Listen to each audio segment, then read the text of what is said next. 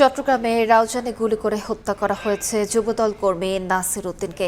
বিস্তারিত জানতে চট্টগ্রামে মেডিকেলে আছেন রিপোর্টার শফিকুল আলম। সরাসরি যাচ্ছি তার কাছে।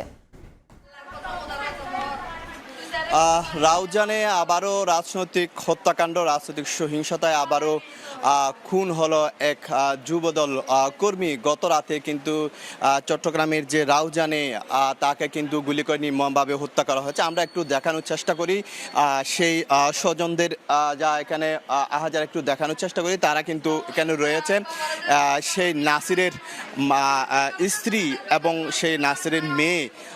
তারা আমরা যুবদল কর্মী নাসিরের স্ত্রী এবং মেয়ে তাদের আহাজারে আমরা দেখতে পাচ্ছি। সকাল থেকে ভোর থেকে কিন্তু তাদের আহাজারিতে ভারী হয়ে উঠেছে চট্টগ্রাম মেডিকেলের পুরো এলাকা। আসলে যেটি বলা হচ্ছে, বারবার এসে রাউজানে হত্যাকাণ্ডের ঘটনা ঘটেছে। কিন্তু গতকাল রাউজানের কদলপুরে রাত 10টার দিকে 8 থেকে 10 জনের একটি সংঘবদ্ধ দল যে অস্ত্রসহ এসে তাকে নাসিরকে হত্যা করে পরে পালিয়ে যায়। বলা হচ্ছে তার নাসিরের পেটের 3টি গুলি লেগেছে এবং পরবর্তী যা স্থানীয় স্বাস্থ্য কমপ্লেক্সে নেওয়া হয়, পরবর্তী চট্টগ্রাম মেডিকেলে আনা হলে তার মৃত্যু হয়।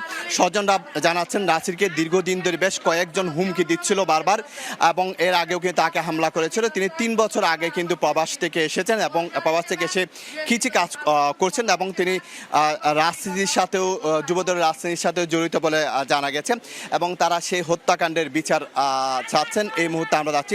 একটা কথা জানিয়ে রাখি, একটি হিসাব বলা হচ্ছে গত 21 মাসে চট্টগ্রামের যে রাউজানের যে প্রায় 22 জনের বেশি রাজনৈতিক হত্যাকাণ্ডের ঘটনা ঘটেছে। বারবার সেখানে রক্তাক্ত হচ্ছে এবং প্রকাশ্যে কিন্তু গুলি করে কিন্তু সন্ত্রাসীরা পালিয়ে যায় সেই রাউজানে। আমরা সে ঘটনাটি আমরা বারবার দেখেছি।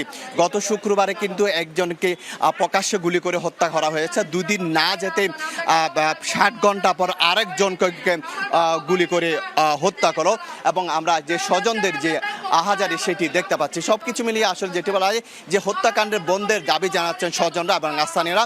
সেখানে আসলে আতঙ্ক বিরাজ করতে সেটি বলছেন। তো এই ছিল আমার কাছে সর্বশেষ তথ্য। সরাসরি যুক্ত ছিলাম চট্টগ্রামে।